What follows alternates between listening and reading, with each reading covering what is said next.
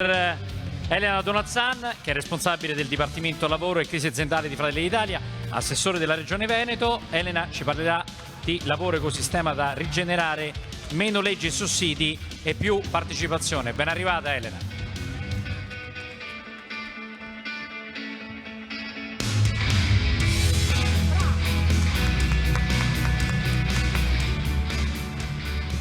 Avevo chiesto musica potente mi è stata data, quindi grazie, perché i temi che trattiamo sono i temi di massimo interesse per questo partito che, come ha detto Giorgia, vuole candidarsi con credibilità e con sano realismo, ha detto, a governare la nostra nazione.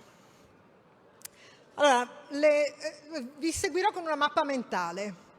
Scusate la voce, trattasi di tonsillite no Covid, perché in Italia esiste anche qualcos'altro dal Covid. Allora, le parole che sono state scelte qui sono parole chiave: indipendenza, crescita, libertà. Allora, questa sintesi di concetti, che cosa ha a che fare con lavoro? Intanto, cos'è il lavoro per Fratelli d'Italia e per l'Italia? Il lavoro è la priorità per gli italiani, è priorità per le imprese, priorità per le persone, per la loro crescita di vita, è una priorità per le famiglie, è una priorità per la crescita. Che cos'è il lavoro per Fratelli d'Italia? È indipendenza, è certamente libertà, è certamente crescita, ma Fratelli d'Italia è l'unico partito che può avere la credibilità di trattare questi temi. Negli ultimi 3 anni, in particolare sui temi del lavoro e lo stracitato e deleterio reddito di cittadinanza ne è stato un po' il simbolo delle politiche del lavoro, Fratelli d'Italia è stato l'unico partito che con grande coerenza ha sempre, e con puro spirito di realismo, tracciato la critica, ma ha anche cercato di guardare quali fossero invece gli elementi da sostituire, ed è quello che proverò a fare io con voi. Infine, il lavoro cos'è in Italia?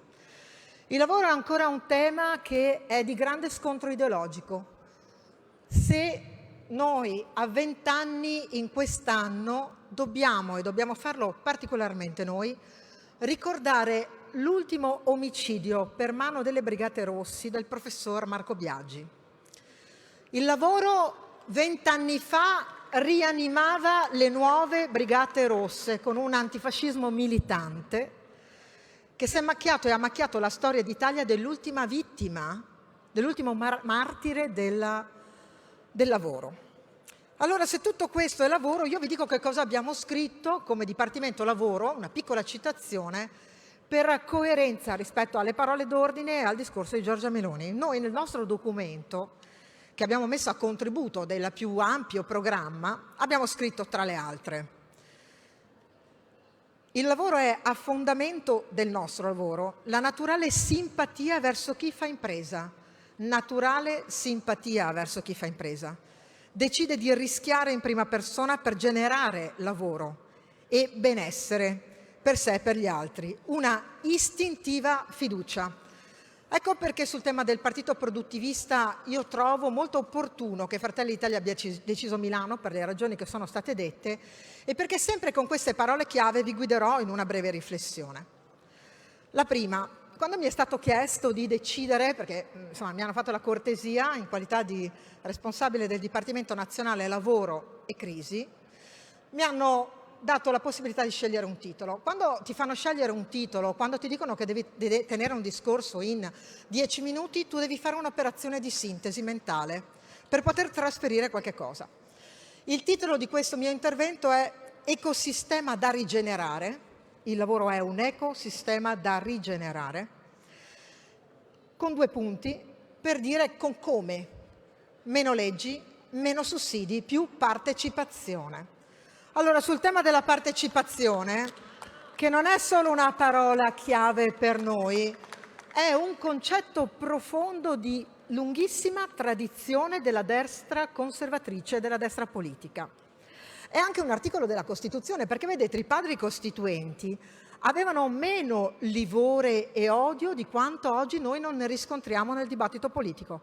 Prova ne sia la morte di Marco Biagi, prova ne sia che ogni volta che si parla di lavoro torna in vita uno scontro ideologico che è privo di senso, per usare le parole di Meloni, privo di realismo. Allora, nell'articolo 46 della Costituzione c'è scritto che si dovrebbe attuare la partecipazione, ma è un articolo che non è mai stato attuato fino in fondo. La partecipazione è la realizzazione delle persone all'interno del contesto della propria produzione. E questo contesto di produzione porta a sintesi il benessere, altra parola chiave che vi ho detto, il benessere della persona all'interno del sistema di impresa, che è per noi un ruolo di comunità e sociale. Per noi l'impresa è sempre generatrice di lavoro e generatrice di impresa, ed è per questo che noi parliamo di istintiva simpatia verso chi fa impresa. Ma partecipazione vuol dire per noi, per usare una delle parole chiave, libertà. È libertà ed è anche crescita nel contempo, perché noi tratteremo, perché il come si deve rigenerare il nostro ecosistema, e con ecosistema definiamolo, ecosistema è un sistema di relazioni, è un sistema di territori. Guardate, prima di venire in questa conferenza programmatica, la settimana scorsa con il Dipartimento Nazionale Lavoro ho fatto ho voluto due tappe. Una al sud, e ringrazio l'onorevole Varchi e il direttore e il dirigente di Fratelli d'Italia Raulo Russo. Abbiamo fatto una tappa a Palermo e una tappa l'abbiamo fatta in centro Italia, a Pescara. E voglio ringraziare il collega che è il capogruppo di Fratelli d'Italia, Guerino Testa, che è anche il responsabile regionale del Dipartimento Lavoro. Questa operazione verso la conferenza programmatica era a dire: Fratelli d'Italia deve essere un partito di unità nazionale, ma ha molto rispetto per i territori. Se si va a Milano perché si ritiene che qui ci sia un senso anche di un partito che si vuole candidare ad essere il partito di governo che guarda alla capacità produttiva delle nazioni, questo è un partito che ha molto rispetto delle diversità territoriali. In entrambi gli appuntamenti la parola chiave uscita lì era vocazione territoriale, un senso di partecipazione che si deve declinare in termini giuslavoristi in contrattazione partecipata, contrattazione di sussidiarietà, contrattazione di secondo livello, che parla di modelli organizzativi, ovvero di welfare aziendale. Domani Guido Crosetto nel suo intervento parlerà molto delle nostre politiche che defiscalizzeranno tutto il welfare aziendale. Ma si parla anche di conciliazione di tempi di vita e di lavoro. Se è vero come è vero che noi per parlare di crescita dobbiamo rendere questa nazione più produttiva, è vero che noi dobbiamo affrontare due temi tra quelli più rilevanti. L'uno è quello di come liberare le imprese dal giogo della burocrazia, di un approccio che è più punitivo che di accompagnamento. Pensate solo al tema della sicurezza sul lavoro. Il tema sulla sicurezza di lavoro si accende ogni volta che accade un fatto che deve essere straordinario ed è molto grave. Diventa un fatto di cronaca. Per noi invece la sicurezza sul lavoro deve avere un approccio di accompagnamento alle aziende per aiutarle a non incappare in quegli errori, ma ad essere accompagnate verso la migliore possibilità di rendere il proprio sistema sicuro e di tutela. Ma allora il tema della sicurezza deve essere declinato fuori dagli slogan e dentro la programmazione. E riguarda il welfare, così come rispetto ai modelli organizzativi noi abbiamo la necessità di ragionare anche per fare partecipare il sistema pubblico-privato. Come vogliamo rigenerarlo? Oltre alle questioni che sono quelle di liberare di più le nostre imprese, dall'altra è il frutto del lavoro, ovvero i posti di lavoro. In Italia abbiamo due aspetti che sono particolarmente rilevanti e significativi in senso peggiorativo. Oggi sono usciti i dati dell'Istat, commentati da autorevoli studiosi, dicono che l'Italia è la maglia nera per la crescita. Noi siamo sotto i dati ante-Covid. Eppure è la nazione che, come ha detto prima Giorgia Meloni, è stata quella che in termini di governo, Conte 1, Conte 2, Draghi 1, speriamo anche l'ultimo, è una nazione che ha posto estremi vincoli e ristrettezze e moltissime risorse. Quelle del PNRR, siamo tra le due sole nazioni in Europa che dovranno restituire larga parte di quello che ci viene prestato. Eppure, nonostante questa dose massiccia di risorse, di incentivi, di ristori a detta del governo e di limiti, la nostra crescita è inferiore a quella non solo prevista, ma siamo all'ultimo posto rispetto alle altre nazioni europee. E altri due dati da maglia nera: i giovani che non studiano, non lavorano e non sono impegnati in formazione, insieme al dato delle donne. Le donne in Italia sono le meno occupate. L'occupabilità di una donna, quindi l'inserimento dentro il mercato del lavoro, varrebbe punti di PIL percentuali. Eppure le donne oggi, pensate che per il 70% di loro, di quelle che lavorano, che sono sotto il 50% delle donne che potrebbero lavorare, non ha figli. Segno che se il tema della maternità, che è la madre di tutte le battaglie, deve passare anche da un nuovo modello organizzativo dentro il lavoro, dalla conciliazione dei tempi di vita e di lavoro, da rendere il sistema del welfare aziendale un sistema che sia favorevole alle donne.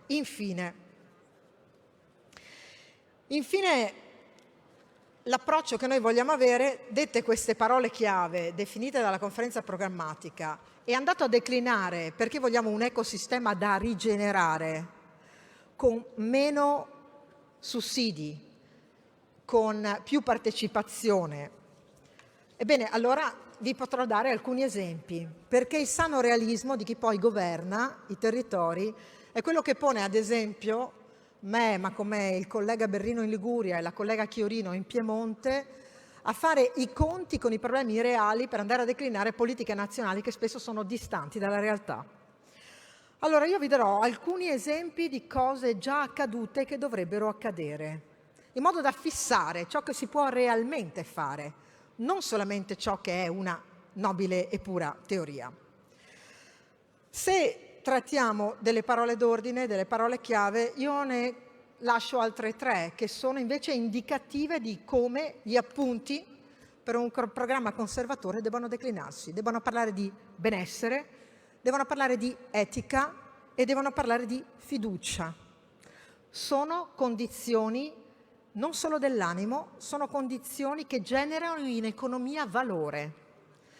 Allora, sul tema del benessere, la nostra sarà, come avete capito, se puntiamo alla contrattazione di sussidiarietà, se puntiamo alla contrattazione di welfare aziendale, se spostiamo la decisione non solo sui contratti collettivi nazionali, e Fratelli d'Italia resta un partito che parla con i corpi intermedi e con le parti sociali, perché, come diceva prima Giorgia, uno non vale uno, ma noi dobbiamo dare responsabilità ai corpi intermedi. È per quello che ragioniamo con gli ordini professionali, è per quello che ragioniamo con le professioni, è per quello che ragioniamo con le parti datoriali e con le parti sindacali. È per quello che ragioniamo con i territori, perché il lavoro non può essere sradicato. Il lavoro è un ecosistema ed è fatto di relazioni di prossimità. È per questo che sia a Palermo che a Pescara il tema delle vocazioni territoriali è emerso fortissimamente. Così come da sud a nord ci è stato chiesto a me come responsabile nazionale, di porre fine al tema dei sussidi e degli incentivi dati senza senso. Allora, qualche esempio e verso la chiusura. Se noi spostiamo dal contratto collettivo nazionale a un sistema pattizio, vuol dire che noi diamo responsabilità alle persone, ai corpi intermedi. Il sistema pattizio sta nei contratti di secondo livello dentro le aziende, sta nei rapporti con il territorio quando parliamo di welfare territoriale. Qualcuno di voi pensa che lo Stato sociale così com'è, la bilancia della previdenza possa reggere? Nessuno. Perché oggi una persona attiva vale 1,6 persone inattive, e stiamo solo parlando degli over, senza parlare dei giovani che non stanno lavorando. Quindi noi abbiamo bisogno di partecipazione anche nel senso della adesione pattizia ai sistemi. Esempi. Tutti voi sapete cos'è Luxottica, una grande multinazionale italiana, fatta da un signore, il signor Del Vecchio, che ha deciso che quando deve premiare i propri lavoratori dà azioni della propria società, in modo che nessuno possa scalarla in borsa perché è una società partecipata. Fa di più, fa welfare in azienda, per cui se il figlio di un proprio collaboratore è bravo a scuola, lui si assume l'onere di pagare il percorso di studi. se questo ragazzo continua a dimostrare di avere alti voti. Ecco il concetto del merito. Questo welfare oggi è pagato profumatamente dall'azienda e non ha un incentivo di defiscalizzazione. Secondo esempio, tutela e sostegno rispetto alla sicurezza. Noi abbiamo un grande nostro punto di riferimento culturale, è un grande manager internazionale, si chiama Maurizio Castro. Fu qualche anno fa in un governo Berlusconi, non ricordo, 3, 2, non ricordo. 3, grazie, dalla platea mi danno un aiuto, grazie dell'aiuto da casa. Maurizio Castro, quando andò a dirigere l'INAIL, lo portò in attivo, udite, no, perché in Italia pare non sia possibile, lo portò in attivo e fece un premio per le aziende che non avevano incidenti all'interno delle proprie aziende. Questo significa premiare il merito dell'azienda, cioè della comunità. E questo, da quando Maurizio Castro se n'è andato dall'INAIL, è rimasto un piccolo presidio, ma questa è la leva. E vi ho dato un altro esempio concreto. Parliamo di etica e parliamo anche di fiducia, perché le due cose vanno insieme. Noi vogliamo certamente passare dall'etica ritenendo che il tema degli incentivi droghi il mercato. Esempio in negativo. Quando ci fu l'incentivo del fotovoltaico, pagato profumatamente nelle nostre aliquote, vero Sandrine, nelle nostre aliquote della bolletta di ciascuno di noi, quando venne tolto l'incentivo in Veneto, solo in Veneto, faccio l'assessore del Veneto, quindi mi perdonerete se ho un po' un'inclinazione di citazioni, in quel nostro territorio 5.000 persone persero il posto di lavoro, perché senza incentivi che avevano drogato, come gli incentivi sul 110, non ho trovato nessun economista capace di spiegarmi come una cosa che paghi 100 ti possa restituire 110. La catena del valore diventa una catena del disvalore e della speculazione. Gli incentivi drogano, la teoria di Fratelli d'Italia è che invece si deve lavorare sulla leva della defiscalizzazione. E vi ho dato un esempio in negativo, cosa che noi non faremo. Così invece che cosa faremo? Certamente aboliremo il reddito di cittadinanza. Questo è altamente diseducativo nei confronti dei giovani, ma è anche un alimentare il lavoro nero e l'elusione fiscale. Vi do un esempio. A Palermo un sarto di una bella sartoria artigianale mi ha avvicinato al termine dell'incontro, 3 ore e 20 di lavori. No, io non ho neanche fatto le conclusioni, le ho messe sul mio sito perché sennò li ammazzavo. Bene, dopo 3 ore e 20 questo sarto mi viene vicino e mi dice: ho bisogno di trovare un sarto di quelli che era venuto a lavorare con me.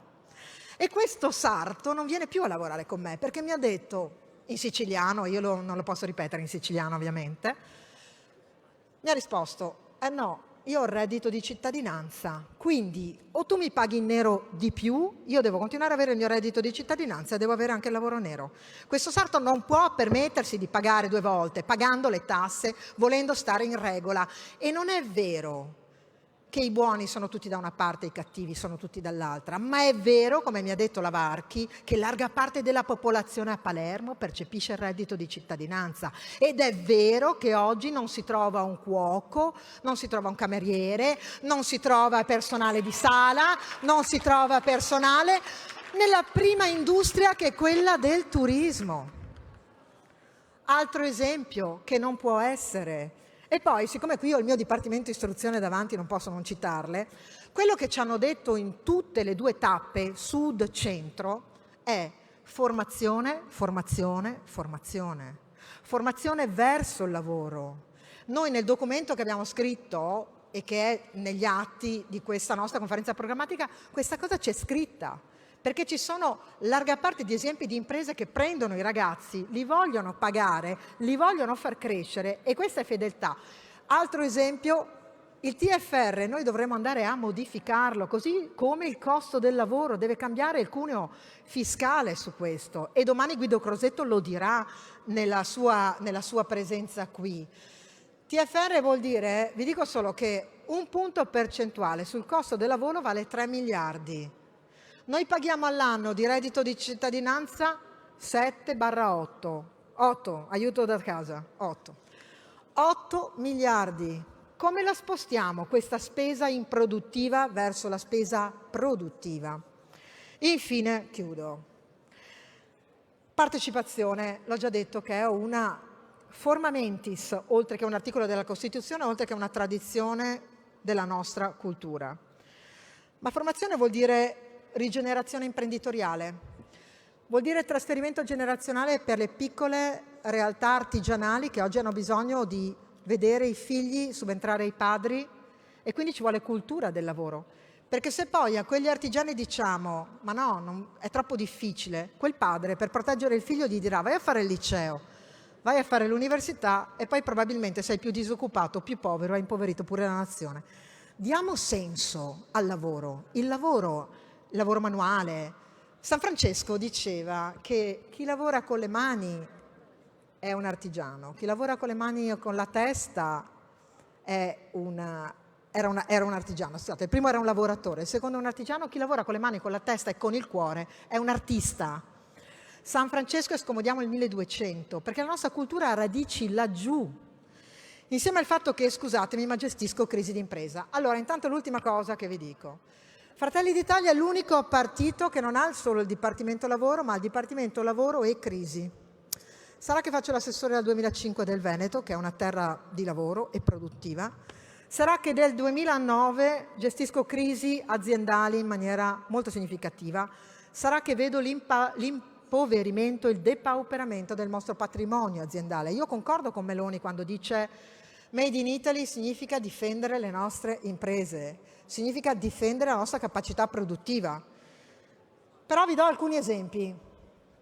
Unilever, la conoscete? Multinazionale, sede in America, testa fuori dall'Italia, ma abbiamo avuto, quando voleva chiudere lo stabilimento a sud di Verona, finito anche su Report, perché poi a Report piacciono le cose più frizzanti, dicendo che era la brutta multinazionale che chiudeva.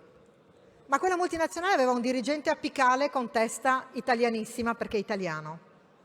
Abbiamo fatto un subentro di un grandissimo stabilimento che faceva il dado Knorr, quello nella bustina in alluminio che ormai le donne non usano più. Abbiamo preso un'azienda che si chiama Mace & Gutzner ed è assolutamente italiana, è di Bolzano. Il signore gli dice io parlo un po' così ma io sono italianissimo e voglio che mio figlio resti così, magari parlando un po' più fluente. Quella Mace & Gutzner, che è leader nel mondo delle monoporzioni, è subentrata dentro lo stabilimento Unilever, lo ha reindustrializzato e oggi abbiamo piena occupazione e una reindustrializzazione e un partenariato. Unilever, invece di fare i dadi Knorr con la confezione in alluminio, li fa dentro la monoporzione come le marmellate. Altro esempio, conosciamo tutti Idea Standard. Idea Standard è una multinazionale con testa a nord, in Svezia. Ha deciso di chiudere tutti i suoi stabilimenti in Italia, anche il mio, in provincia di Belluno. Però, grazie alla gestione delle crisi che noi facciamo in Veneto, che è diventato un modello, abbiamo fatto in modo che quella multinazionale lasciasse una dote di 10 milioni, lo stabilimento a €1, che facesse un patto sociale per i propri lavoratori e la settimana prossima, perché non posso dirvi niente in anticipo, troverete una bella notizia. Ma lì avevamo un altro dirigente italiano che era presente qui. Allora, prima cosa, abbiamo bisogno di gente italiana che diventi dirigente. Abbiamo bisogno che quella mentalità di difesa del tuo patrimonio nazionale non sia solo un fatto di recitazione, ma sia un fatto di contenuti. Abbiamo bisogno di cambiare le strutture quando andremo al governo, perché abbiamo bisogno di strumenti nuovi. La difesa delle nostre imprese ha bisogno di strumenti nuovi perché oggi ci difendiamo a mani nude. Se è vero che Idea Standard sposta il proprio stabilimento, così come la Speedline, che è un'azienda che si occupa dell'automotive, l'automotive l'abbiamo massacrato e la transizione verde che vogliono appiopparci ci distruggerà, questo sistema si trasferirà in Polonia, che è Europa, ma fa dumping di prezzi perché l'Europa o la riformiamo o questa Europa non ci aiuta. E l'ultima cosa, la più bella sulla partecipazione. Qualcuno avrà fatto l'autostrada Milano-Venezia. Dai, qualche mano che si alza, laggiù tutti. Troverete sulla destra, tornando, se tornate nella Milano-Venezia, verso Venezia, troverete una grande scritta, si chiama Ferroli. Ferroli io l'ho presa in carico nel 2014 con 400 milioni di debito. La settimana scorsa la grande capacità di un fondo non speculativo, perché non tutti i fondi sono male e dobbiamo distinguere e avere la possibilità di distinguere. Quel fondo è riuscito a risanarla e la settimana scorsa mi hanno invitato per festeggiare il rientro in bonis. Ma la cosa più bella è una costola di Ferroli. Ferroli, quando viene presa in amministrazione controllata, spacchetta, divide, resta un pezzo, la fonderia. E tutti i testi dicevano non si può fare fonderia in Italia, perché i costi, perché la manodopera, perché si fa meglio se compriamo da fuori. Queste sono state le politiche dei governi italiani. Eppure 60 lavoratori hanno deciso, con la legge che si chiama Workers Buyout, e che io in Veneto uso molto, di ricomprarsi l'azienda. Hanno messo tutti i loro ammortizzatori sociali anticipati 2 anni, 2 anni collega, perché in Toscana quelle robe non le fanno, perché sono compagni che gli piace però parlare solo con Piaggio se è vertice. Noi parliamo con la base e quei lavoratori si sono messi in cooperativa e oggi, siccome sono la loro madrina, sono anche molto fiera, al terzo anno hanno un bilancio in attivo, nonostante tutto, nonostante tutti. La cooperativa Fonderia Dante, costola di Ferroli. E sapete perché l'hanno chiamata Dante? Perché Dante era il fondatore, era il paron. Perché c'è partecipazione quando c'è relazione, quando c'è condivisione, quando il tuo obiettivo è il medesimo, quando pensi che il tuo benessere di lavoratore sia quello della tua impresa. E allora abbiamo bisogno di tanta indipendenza, perché è scomodo, visto che San Giuliano l'ha citato. Siccome gli americani guardano a noi con stima e con affetto, allora noi diamoci solo... Io vi cito Dante. Allora, Cacciaguida parla a Dante, siamo al 17° canto del Paradiso e gli dice: tu proverai sì come sa di sale lo pane altrui e come duro calle lo scendere e il salir per l'altrui scale. L'Italia questa cosa l'ha già provata troppo, arriviamo noi e proviamo a metterci sovranità, libertà, indipendenza e crescita.